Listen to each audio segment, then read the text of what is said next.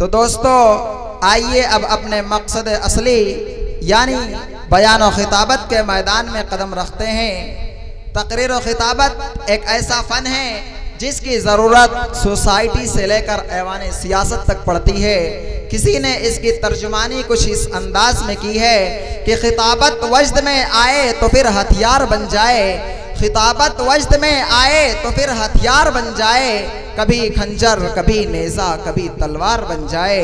और खिताबत की गुलबशानी मुसल्लम है ज़माने में, खिताबत की गुलबशानी मुसल्लम है ज़माने में, ये नज्जाशी के आगे जाफर तैयार बन जाए।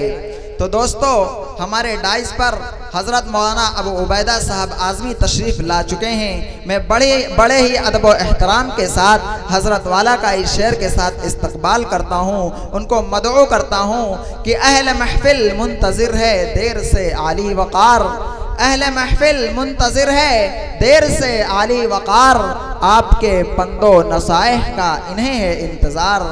हज़रत वाला डाइस पर।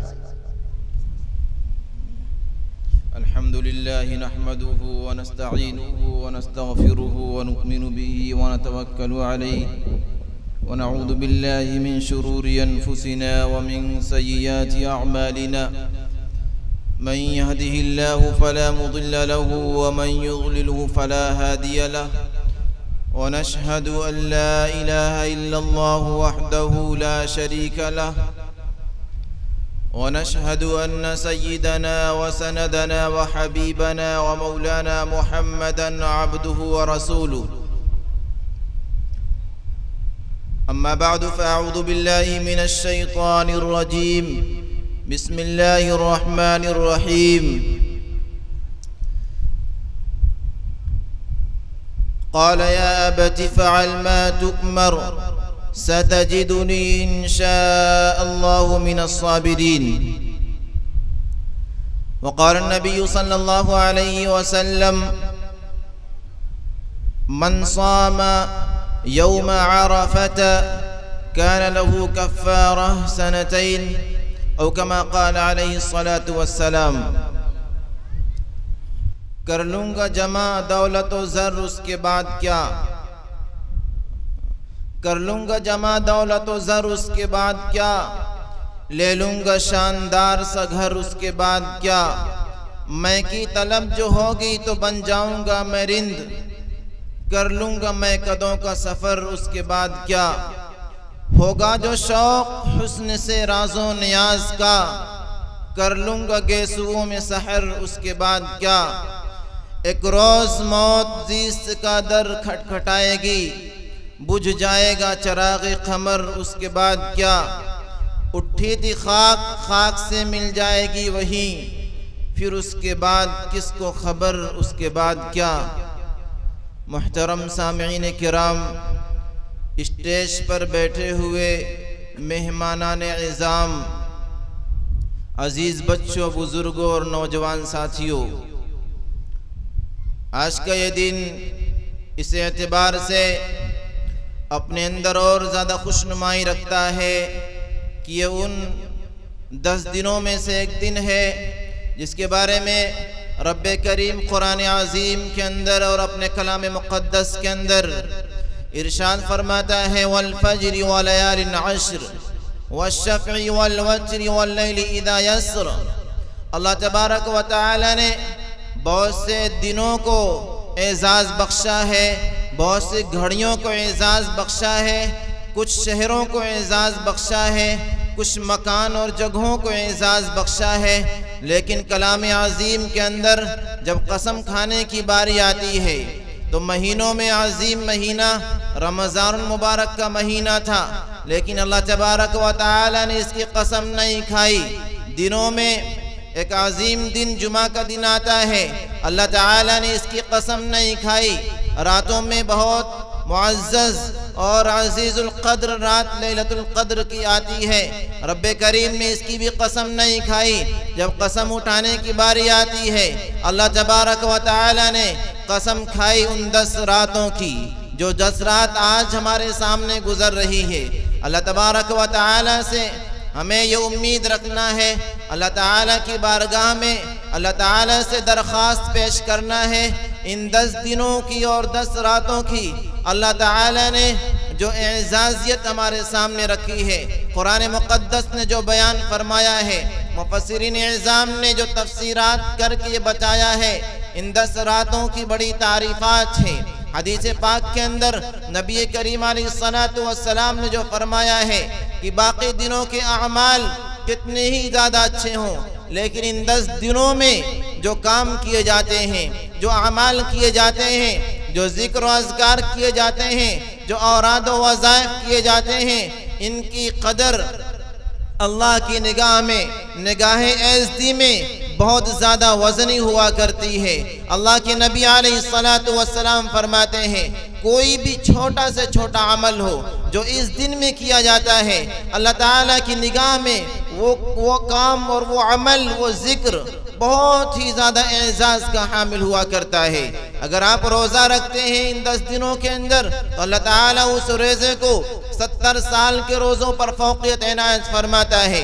नबी करीम अलैहिस्सलातु वस्सलाम फरमाते हैं, इन 10 दिनों में एक दिन आता है जिसे हम आरफा का दिन कहते हैं। वो दिन वो है जिस दिन में इंसान अपने हज की इबादत को मुकम्मल करता है। ये वो दिन है कि जिस दिन हज का सबसे अहम रुकन अदा किया जाता है, यौम आरफा। इस यौम आरफा में कोई रोज़ेदार होकर अपनी ज़िंदगी गुजारता है, कोई रोज़ा रखता है, अल्लाह ताला उस रोज़े के बदले में उस इंसान के आगे के 1 साल के गुनाह को बख्श दिया करते हैं, पीछे के 1 साल के गुनाह को बख्श दिया करते हैं। गोया ये 10 दिन ऐसा दिन है, ऐसे 10 दिन हैं जिन दिनों में अल्लाह तबारक व तआला का इंसान आशिक बन जाता है। और ये 10 दिन वो दिन है जिस दिन के अंदर इंसान अल्लाह तबारक व तआला के सामने आशिकाना अमाल को पेश करता है।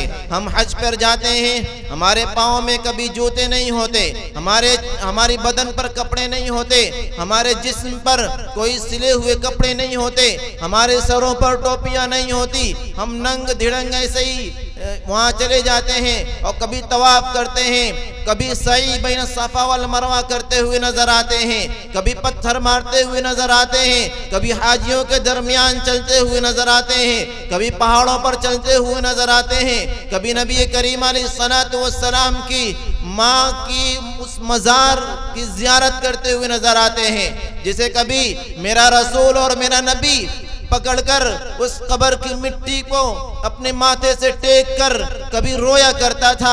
और 55 साल का बूढ़ा ये नबी अपनी माँ की कब्र पे जाता है तो रोता हुआ नजर आता है।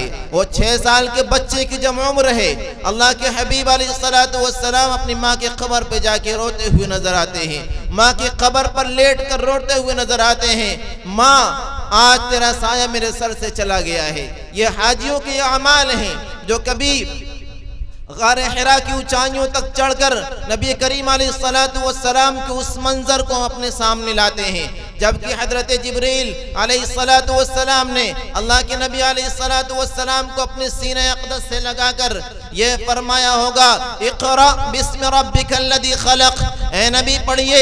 अल्लाह का हबीब ये कह रहा है, मा अना बिक़ारिइन, मैं पढ़ा हुआ नहीं हूँ। 3 मरतबा के बाद जब सीने से दबोचा और दबोचने के बाद का इक़रा बिस्मि रब्बिकल्लज़ी खलक़, वो पढ़ने के जो मंजर हैं, वो एक हाजी अपनी आंखों से उस मंजर को देख रहा होता है। कभी हम उस मंजर को देखते होंगे जब हाजी होते हैं, जबकि नबी करीम अलैहिस्सलातु वस्सलाम को उनके गांव से और मक्के मुकर्रमा से बलदे अमीन से निकाला जाता है, और वो मंजर भी सामने है जबकि नबी करीम अलैहिस्सलातु वस्सलाम हिजरत की राह पर लोगों की राह को तोड़ते हुए और जिंदगी के और दुनिया के तमाम ज़ाब्ते और क़वानीन को अपने पैरों से ठुकराते हुए जाते हैं। और वो मंजर भी हमारे सामने होता है जबकि अपने हाथ में नबी अक़दस अलैहिस्सलातु वस्सलाम ने एक मुट्ठी मिट्टी लेकर या शाहतिल वजूह कहकर फेंका था, और सारे काफिरीन की आंखों में वो मिट्टी गई और नबी करीम अलैहिस्सलातु वस्सलाम सबके सामने से ऐसे ही दिन दहाड़े भागते हुए नजर आए। आप अलैहिस्सलातु वस्सलाम के वो तमाम मनाजिर उन हाजियों के सामने होते हैं जब अल्लाह का रसूल वो अक़बा के अंदर, घाटी के अंदर और 12 और 6 और 72 साथियों को लेकर 3 बजे रात में दीन की दावत देता हुआ नजर आता है। वो ताइफ के मैदान भी उस नबी करीम अलैहिस्सलातु वस्सलाम की मेहनत की और खिदमत की गवाहियां देते हुए नजर आते हैं, जहां अल्लाह के हबीब अलैहिस्सलातु वस्सलाम की जूतियों में आप ही के खून कभी भरे हुए नजर आते थे। वो ताइफ के मैदान के अंदर जहां नबी अक़दस अलैहिस्सलातु वस्सलाम को उनका बड़ा दुश्मन आपको अंगूर की छालियां पेश करता है। अद्दास नामी गुलाम उस सफर के पूरी मेहनत का जो नतीजा और खुलासा जो मक्खन नजर आता है, वो एक गुलाम का ईमान लाना नजर आता है। वो सारी चीजें इन 10 दिनों के अंदर हमें नजर आती हैं। एक और इबादत है जो आशिकाना इबादत है, वो कुर्बानी की इबादत है।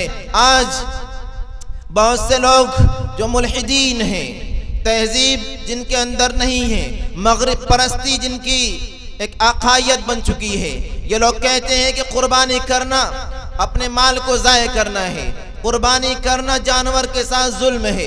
मैं कहता चलूं, वो रब जो इस जानवर का मालिक है, मालिक खुद ये कह रहा है इस जानवर को मेरे नाम पर ज़बह करके खाओ। अगर हम नहीं खाएंगे, उस अल्लाह के अक़वाल की, उसके खिताब की, उसकी अक़दसियत की, उसकी मुक़द्दस ज़ात होने की हम एक ठुकराने का अमल पेश करते हुए नजर आएंगे। उस अल्लाह ने जब कह दिया है मैं मालिक हूँ, मैं अपने इस जानवर के बारे में कह रहा हूँ, इसे खाओ और इस पर नाम लो, नाम लेकर खाते चलो। फज़कुरुस्मल्लाहि अलैहि, नाम लो और खाओ। और नाम लेने की जगह वो जिंदा जानवर हुआ करता है। ये कुछ लोग हमसे कहते हुए नजर आते हैं जानवरों को तुम ज़बह करके अपने हाथों से कत्ल करके खाते हो, लेकिन जिस जानवर को अल्लाह खुद मारता है, जिससे तुम मुर्दा कहते हो, इसे नहीं खाते। और जिस जानवर को तुम अपने हाथों से मारते हो उसे खा लेते हो। ये कैसा इंसाफ है? अपने अल्लाह को अल्लाह कहते हो, उस अल्लाह के मारे हुए मुर्दार को नहीं खाते और अपने हाथ से मारे हुए मुर्दार को खाते हो। मैं कहता हूँ कान खोल कर सुनो, अल्लाह तबारक व तआला का कलाम कह रहा है। मुफस्सिरीन इज़ाम की तफसीर को देखो, और अगर तुम्हारा ईमान नहीं है, तुम समझ नहीं पाते, तुम्हारी अकल वहां तक रसाई नहीं करती, तो डॉक्टरों के मशवरे को देखो। जो जानवर इंतकाल करता है, मुर्दा हो जाता है, मर जाता है, उस जानवर के अंदर एक खून है जिसे हम हराम समझते हैं। वो खून नाजायज खून हुआ करता है, वो खून बीमारी हुआ करता है। अपने हाथों से ज़बह करते हैं तो खून जो बीमारी होता है बाहर निकल जाता है। गोश्त जो इंसान की जिंदगी में, इंसान के जिस्म के अंदर मुफीद साबित होता है, ये गोश्त बाकी रह जाता है। लेकिन जब रूह खत्म हो गई और खून के चलने के जो इंतजामात थे वो रूह की वजह से चलते थे, रूह के खत्म होने से वो इंतजामात बंद हो गए। वो खून अपनी रगों से निकलकर गोश्त में सिरायत कर गया। अब ज़बह करोगे तो खून तुम्हारी गर्दन से नहीं निकल सकता, इन जानवरों की गर्दनों से नहीं निकल सकता। ये रब कह रहा है हुर्रिमत अलैकुमुल मैता वद्दम, मैंने खून को भी हराम कर दिया है, मुर्दार को भी हराम कर दिया है। मेरा अल्लाह ये कह रहा है कि ये मुर्दार हराम है। मैं कहता हूँ मेरी अकल काम करे या ना करे, मेरी अकल कोई फैसला करे या ना करे, लेकिन जब अल्लाह के कलाम ने फैसला कर दिया, उस कलाम के सामने एक नाक़िस और अबतर इंसान की अक्ल का क्या फैसला हो सकता है? हमारा दीन यही होना चाहिए। हमें हज करने जाना है, कोई कहता है ये 6 लाख रुपए लगा के कहाँ न सफर करने जाते हो, किसी गरीब की शादी करा दो, कहीं तुम पानी के इंतजाम कर दो, कुछ और कर दो, किसी नेक काम में लगा दो। ओ तुम इतने पैसे खर्च करना कहाँ जाते हो? अक्ल नहीं काम कर रही है। मैं कहता हूँ जहाँ पे अक्ल की इंतहा होती है, जहाँ अक्ल अपनी दम तोड़ बैठती है, वहीं से अल्लाह तबारक व तआला के साथ मोहब्बत की इब्तिदा हुआ करती है। हम मुसलमान हैं, इस मुसलमान के नाते हमारा ये ईमान होना चाहिए, हमारे दिल के अंदर ये मजबूती आनी चाहिए, हमारे दिल के अंदर अल्लाह और उसके रसूल की ऐसी मोहब्बत होनी चाहिए, ऐसा इश्क होना चाहिए, ऐसा प्यार होना चाहिए, ऐसी दिलदारी होनी चाहिए। इस तरीके से अल्लाह तबारक व तआला से, उसके रसूल से हमारी वाबस्तगी होनी चाहिए।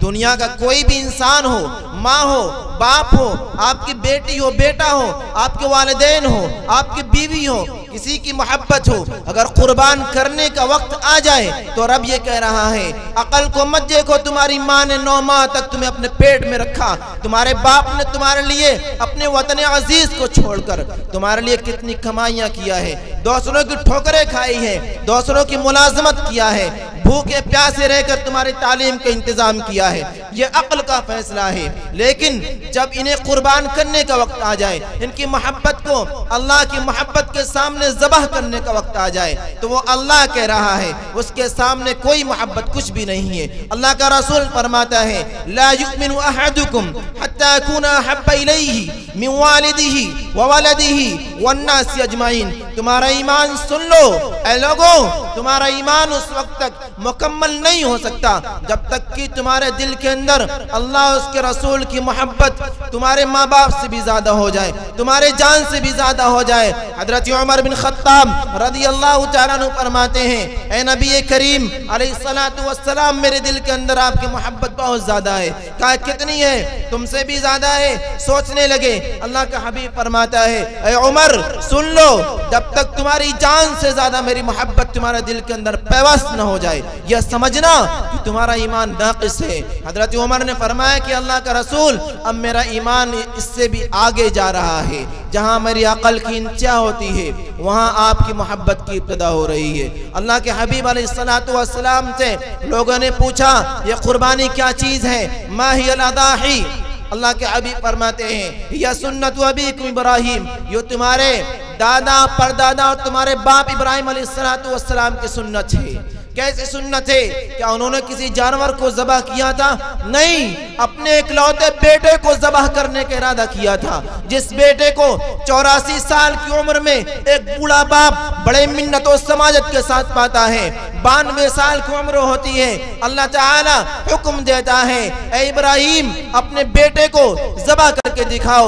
हजरत इब्राहिम अलैहिस्सलातु वस्सलाम ने अल्लाह से पूछा ऐ अल्लाह ताला क्या मेरी मोहब्बत पे शक है? अल्लाह ताला ने फरमाया नहीं, मेरा यह हुक्म है। ले गए, अपने बेटे को लेकर जा रहे हैं। शैतान बार बार पूछ रहा है, बेटे को बहका रहा है। पहले मस्जिद हराम के पास बहकाया, हजरत इब्राहिम ने 7 किंकरी मारा, आगे चलकर बीच में फिर बहकाया, आगे फिर बहकाया। तीनों मर्तबा हजरत इब्राहिम अलैहिस्सलातु वस्सलाम ने 7 पत्थर मारकर यह साबित किया कि मैं अल्लाह की मोहब्बत के सामने अपनी बेटे की मोहब्बत को कुर्बान करने जा रहा हूँ। बेटे को यकीन हो गया कि बाप ज़बह करेगा। इस बाप के सामने बेटा खड़ा होता है, अपने अब्बू से कहता है ए अब्बू आपने क्या देखा है? बाप कहता है इन्नी रायतु फिल मनाम अन्नी अज़बहुका फंजुर माज़ा तरा। ए मेरे बेटे, जिसे मैंने सोचा था यह मेरी बुढ़ापे की लाठी बनेगा, जिसे मैंने सोचा था जब मैं बिस्तर मर्ग पर सो रहा हूँगा, मौत की हिचकी ले रहा हूँगा, आखिरी घूंट ये बेटा पिलाने के लिए आएगा, मैंने जिसे बहुत कुर्बत के साथ अल्लाह से मांगा था, आज वो उस बेटे को कुर्बान करने का वक्त है। मेरा अल्लाह कह रहा है इस्माइल को कुर्बान कर दो। इस्माइल कैसा बेटा था, कैसी बाप की मोहब्बत थी, कैसे बाप के साथ उसका वालिहाना मोहब्बत का जज्बा था, कैसे बाप की खिदमत गुजार ये बेटा था।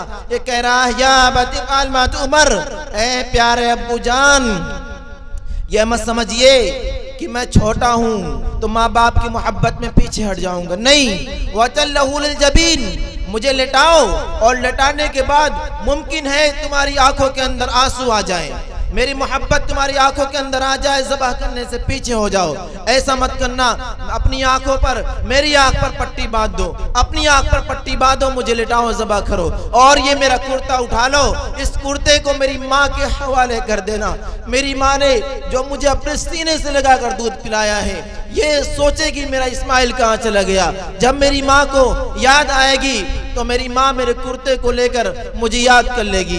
ये इस्माइल किस कदर वालिहाना जज्बात वाला था, कैसी बाप की मोहब्बत थी, कैसा खिदमत गुजार था, किस तरीके से बाप की बात को मानने वाला था, फर्मा बरदार था। ये मगरिबी तहजीब आज हमारे सामने है। हमने क्या किया? ना तो बाप हमारे सामने है, ना माँ की खिदमत हमारे सामने है। आज अभी इस कुर्सी पर जो लोग बैठे हुए हैं, इन बच्चों से मैं पूछूं माँ के सर पर तेल कितनी मर्तबा आपने रखा? नहीं बता सकते हैं। हम अभी पूछे कि हमने बाप की कितनी खिदमतें किया है, हमें याद नहीं आएगा। इसलिए कि हमें सिखाना, जो सिखाने वाले उस्ताद हैं, उन उस्ताद और मेहमान और मिस्त्री की खिदमत में, मिस्त्री के हाथों में कभी हम गए ही नहीं। हमारे वालिदैन ने हमें कभी उन मिस्त्रियों के हाथ में, एक वालिदैन, एक उस्ताद के हाथ में, एक बेहतरीन मिस्त्री और बेहतरीन मेहमान के हाथ में कभी हमें दिया ही नहीं। जो ये सिखाता कि अपने बाप के सरों पर तेल रख दिया करो, जो ये सिखाता कि अपनी माँ की कभी खिदमत कर लिया करो, जो सिखाता कि माँ के लिए कभी दुआएं कर लिया करो, ये कौन सिखाएगा? अल्लाह तबारक व तआला सिखाएगा। इब्राहिम अलैहिस्सलाम बेटे को ज़बह करने जा रहे हैं, छुरी चला रहे हैं, छुरी नहीं चल रही है, हालांकि तेज है। हजरत इब्राहिम ने पत्थर पर तेज किया, हो सकता है कि इसकी धार मुड़ चुकी हो। अल्लाह ताला फरमाते हैं, इब्राहिम मुझे बेटे को नहीं ज़बह करना था, मुझे तुम्हारी मोहब्बत को ज़बह करना था। मैंने अंदाजा लगा लिया। वइज़िब्तला इब्राहिम रब्बुहु बिकलिमातिन फतम्महुन, ये रब करीम फरमा रहा है, मैंने इब्राहिम को बहुत सी आजमाइशों से गुजारा। इब्राहिम तमाम आजमाइशों में तैरता हुआ बिल्कुल जवानी के साथ गुजरा। लड़खड़ाहट के पैर, उसके कदम जुम्बिश में पड़े ही नहीं, बहुत आसानी के साथ गुजर गया।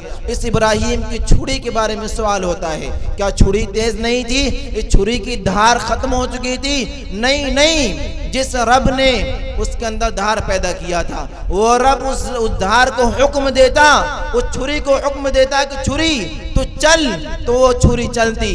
लेकिन उस रब ने उसे हुक्म दिया ही नहीं था, उस अल्लाह ने उसे हुक्म नहीं दिया, इसलिए वो छुरी नहीं चली। वरना छुरी तो उसका ज़ाब्ता है, उसकी आदत है, उसका तरीका है कि वो चले, लोगों को काटे, लेकिन नहीं कटी। क्यों?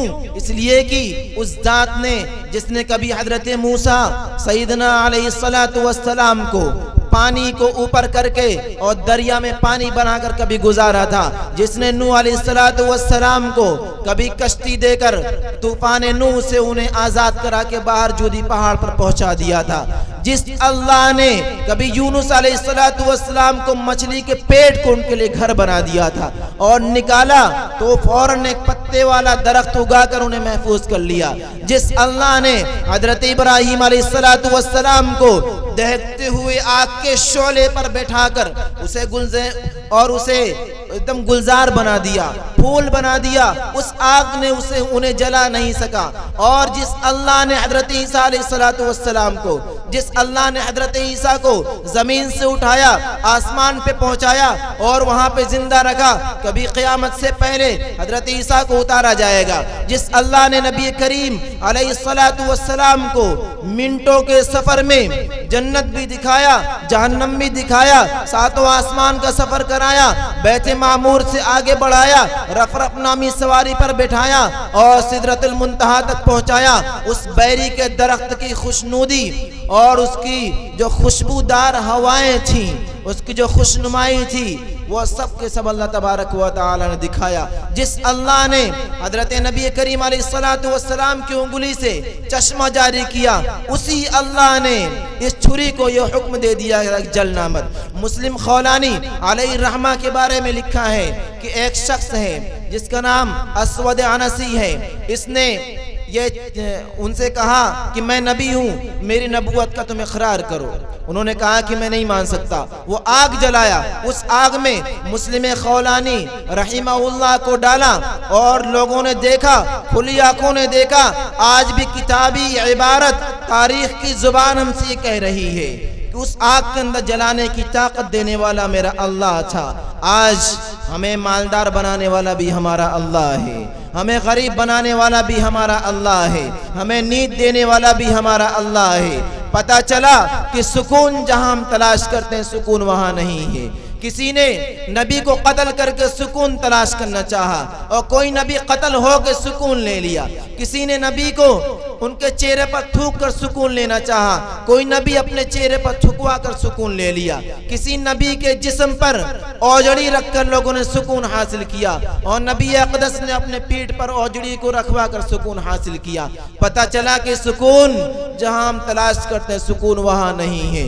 जिन दरो दीवार के अंदर, जिन मोटे मोटे मोहल्लात की दीवार में हम सुकून तलाश करते हैं वहां सुकून नहीं है। जिस एयर कंडीशनर रूम के अंदर हम सुकून के मुतलाशी हैं वो सुकून की जगह नहीं है। जिन दुकानों के अंदर, तिजारत गाहों के अंदर, जिन बाजारों के अंदर हम सुकून तलाश करते हैं, जिन बाग बगीचों के अंदर, खेतियों के अंदर हम अल्लाह के अहकाम को तोड़कर सुकून के मुतलाशी हैं, सुकून वहां नहीं है। अगर सुकून मालो ज़र के अंदर होता, जन के अंदर होता, जमीन के अंदर होता, तो अल्लाह ताला कभी अपने अंबिया को गरीब न रखता, कभी अपने अंबिया से बकरी न चरवाता, कभी अंबिया किराम अलैहिमुस्सलातु वस्सलाम को इंसानों के सामने मार खाने के लिए पेश न करता, कभी असहाबे रसूल अलैहिस्सलातु वस्सलाम की गर्दनें मैदान बदर में, मैदान उहद में, ग़ज़वा खंदक में, अहज़ाब में, मूता में, यरमूक में और जितने भी ये ग़ज़वात पेश आ रहे हैं, लोग अपनी गर्दनों को कटाने के लिए वहाँ नहीं जाते। आखिर में मैं ये बात कहकर अपनी बात को ख़त्म करना चाहता हूँ कि हमें कुर्बानी देना है। यह ज़ाहिरी कुर्बानी जो जानवर की कुर्बानी है, ये देकर अल्लाह तबारक व तआला हमें अपनी कुर्बानी पेश कराना चाहता है। ये सिखाता है कभी अपने जान की कुर्बानी पेश करना आ जाए, ये वक्त आ जाए तो कैसे तुम कुर्बानी पेश करोगे। कुर्बानी पेश करने में बरकत है। हमारे सामने हमने खुली आंखों देखा कि एक बकरी है जो साल में 2 बच्चे देती है, लेकिन इन बकरियों के बच्चों की और बकरियों को ज़बह किया जाता है, इनकी कुर्बानी पेश की जाती है। हम कुर्बानी के बावजूद भी जो लाखों की तादाद में सालाना ज़बह होते हैं, फिर भी हम देखते हैं कि बकरियों की तादाद बढ़ती जाती है। एक कुतिया जो अपने पेट से बकरी का 3 गुना बच्चा पैदा करती है, साल में 6 बच्चे देती है, लेकिन इन बकरियों की तादाद इन कुत्ती के बच्चों की तादाद से ज़्यादा क्यों है? इसलिए कि कुर्बानी पेश करेंगे तो कुर्बानी के बाद अल्लाह ताला इस सरजमीन पर हमारे नाम को, हमारी नस्लों को आबाद करता है। हजरत हुसैन ने अपने 72 साथियों को कुर्बान किया, अपने अहले खाना को कुर्बान किया। आज तक उस हुसैन की औलाद में ज़ैनुल आबिदीन के सिवा कोई नहीं बचा था। इसी ज़ैनुल आबिदीन से अल्लाह ताला ने अहले बैत को जिंदा किया।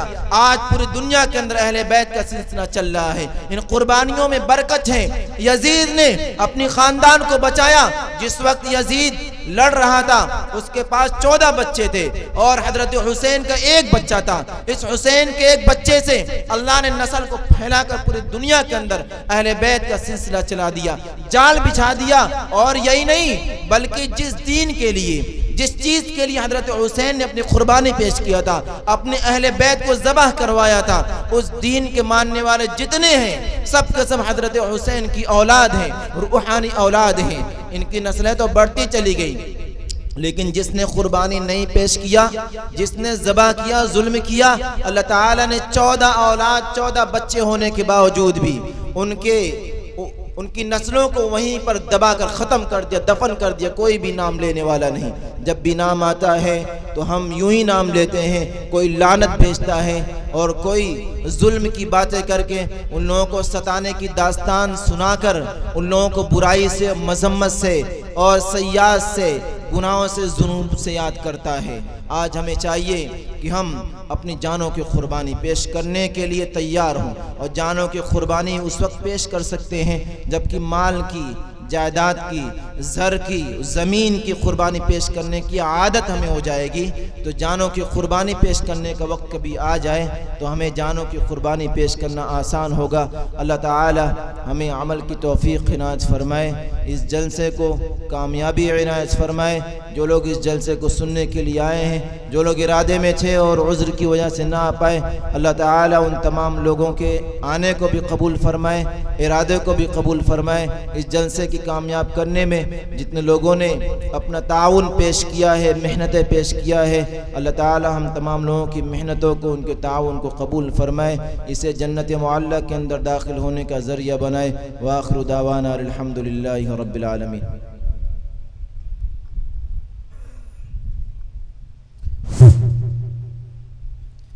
मुहतरम हजरात, बिरादरान इस्लाम, अभी आप हज़रत वाला की तकरीर से मुस्तफ़ीज़ हो रहे थे।